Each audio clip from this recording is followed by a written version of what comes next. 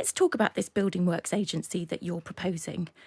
Tell us why you think this would make a difference, and who would be held accountable.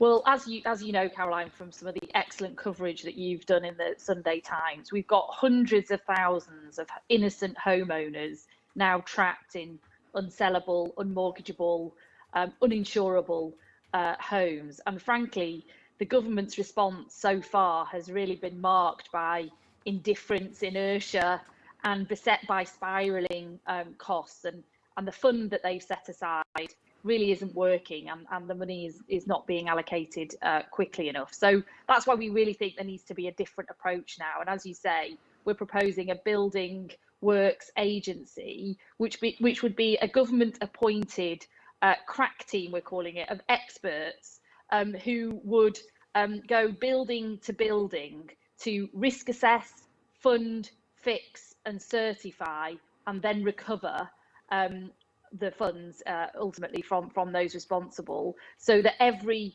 building affected can actually get through this system quickly, and that leaseholders are not the ones who are left living in this waking nightmare that they are at the moment. And it really does need that kind of strong leadership and intervention that we have not seen so far. It can't just be left to the private sector with a sort of fund that is quite difficult to access and is not being actioned quickly enough.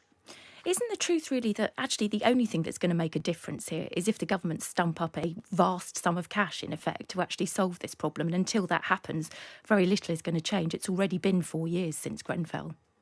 Well, it has already been 4 years, and the problems are getting worse, as you've covered in the paper this morning and in previous weeks. The so-called remediation works that buildings are now being deemed to need doing are ever growing. They go way beyond simply dangerous cladding. They're going to all sorts of issues.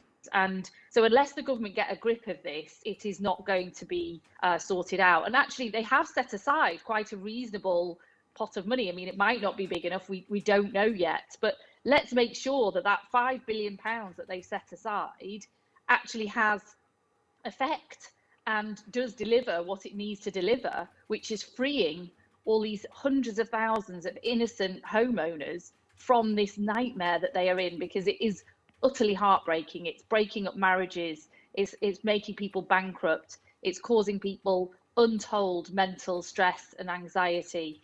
It's having a terrible toll on people who are now finding that they've got valueless properties and there's no end in sight. So it really does need a lot of leadership and intervention. And I think there is, a good, decent pot of money there to start off with, at least anyway, that we could get through the system more quickly and relieve this problem from many.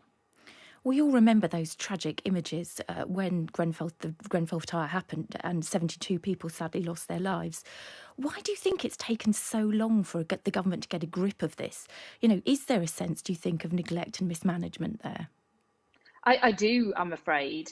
I mean, I think they say the right things and I think they sort of want to help, but they're taking the wrong approach. They're effectively leaving it up to the same people who got us in this mess in the first place: the developers, the landowners, the freeholders, the managing agents, and all of those people who got us into this mess in the first place. They're leaving it to them to sort out. Yeah, they're stumping up a bit of money, but they're effectively leaving it to the same broken, failed private sector first approach to sort this out. And that's not working, and it's not going to work. And actually, many Conservative MPs have come to the same conclusion as I have. One leading Tory backbencher who's been campaigning on this issue, who's not one of the sort of usual suspect rebels, has called this shocking incompetence and a massive betrayal. And that's what it is. So, yeah, the government have been left wanting on this. They've been dragging their feet. It's taken too long to get anywhere near where we need to get to, and now it's being beset by spiraling costs. So unless they get a grip of this is just never going to end.